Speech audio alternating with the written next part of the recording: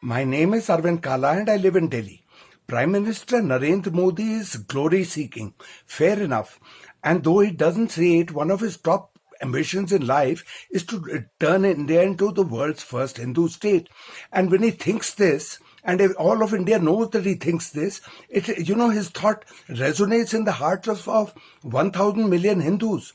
True, that's what, and their logic is very simple. If Afghanistan and Saudi Arabia and Iran can be Islamic republics, if Sri Lanka and Myanmar can be Buddhist republics, why can't a Hindu India be a Hindu state? After all, 98% of the world's Hindus do live here.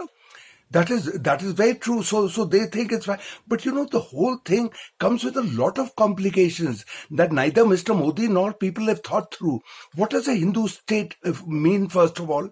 As far as Iran, etc. are concerned, their constitution is the Quran, and their laws are based on Quran and the sayings of Prophet Muhammad, which have come down 1,000 years, and that is what they practice. And the judges are clerics. Are we going to have in India? If we have a Hindu state, will our judges be these sadhus and Shankaracharyas? Now, Islam has a body of law, whatever those primitive laws are. Now, India's laws, Manu's laws, what they are, they're as repressive as Islamic laws themselves. Manu, 2,000 years ago, 3,000 years, the laws of Manu. He's about women. This is what he said. A woman should be under her father before marriage, under her husband after marriage, and if she gets widowed, she has to be under her son. A woman should never be left alone. That is the status of women according to the laws of Manu. So what are Hindu laws going to be based on?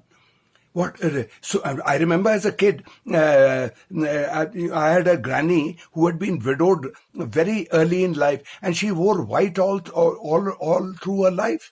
If you go to Hardwar and Rishikesh, there are ashrams there with widows whose heads are shaven, and they have to sing bhajans the whole day, otherwise they are not given food. So that kind of thing. Will we revive Sati?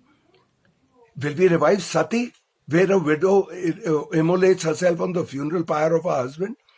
What is this? Are we going to deprive women of their inheritances? So it comes with a huge number of complications. Now, there's two sides to this declaring India a Hindu state. One is the constitutional part of it. That Mr. Modi can achieve in a heartbeat. He has all that it requires a constitutional amendment. Our Indian constitution has been amended 100 times. So Mr. Modi can do it 101st time. How does it matter? All he has to do is introduce a bill in both houses that declaring India this Hindu state. It passes by a 2/3 majority, which Mr. Modi has. And then it goes to the states, half the states ratify, and there's a constitutional amendment, and a secular India becomes a Hindu India. Fair enough, if a Hindu India becomes a Hindu in name and nothing else changes, it's fine. It doesn't matter. I mean, if I say that I'm a WWF wrestler, but I'm a weakling, whatever, it doesn't matter. So you declare, but what are you going to do? You see, one thing with these Islamic countries, whatever it is, they're very categorical. There's total unambiguity about their situation. A non-Muslim cannot become a Saudi citizen or an Iranian citizen.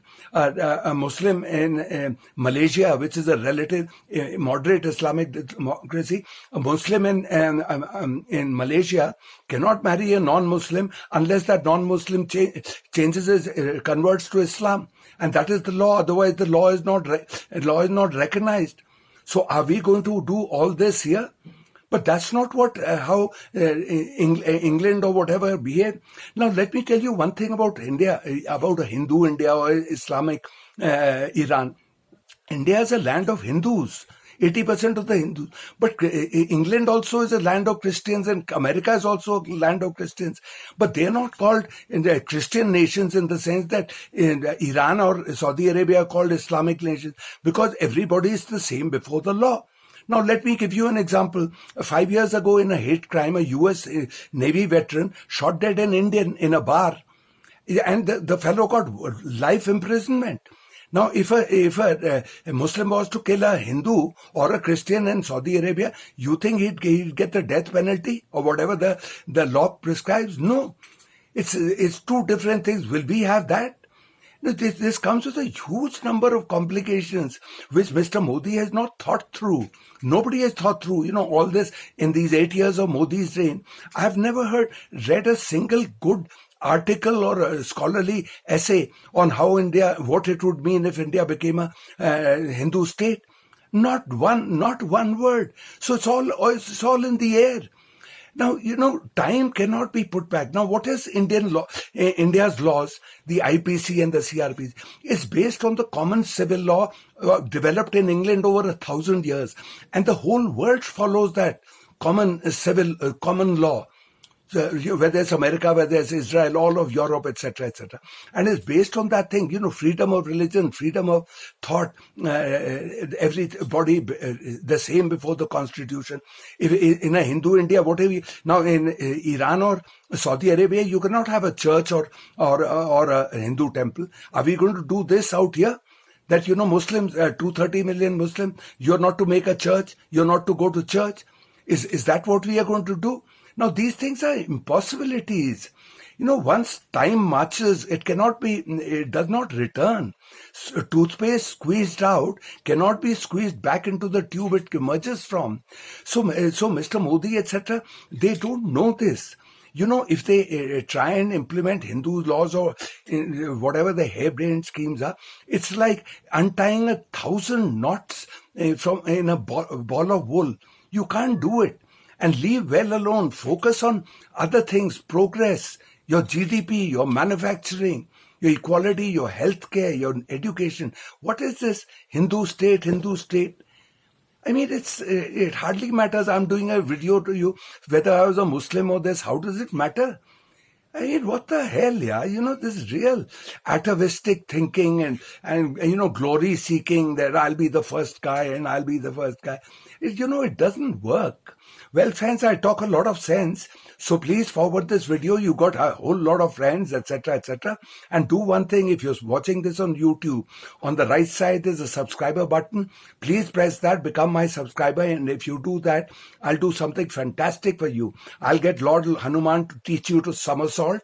And boy, that somersaulting ability of yours will boost your social status. Okay? All right. See you later, alligator.